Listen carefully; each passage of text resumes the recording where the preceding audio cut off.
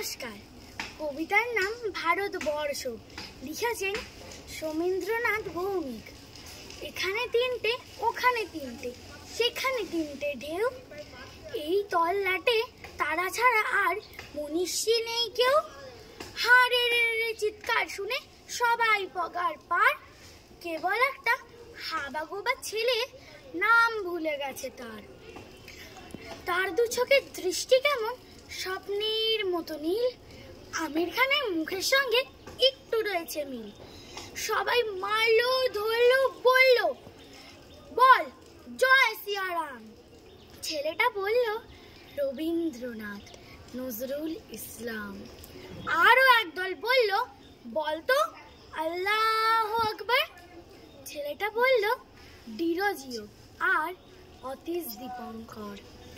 সবাই মারলো, ধরলো, বললো কোনখানে তোর ঘর।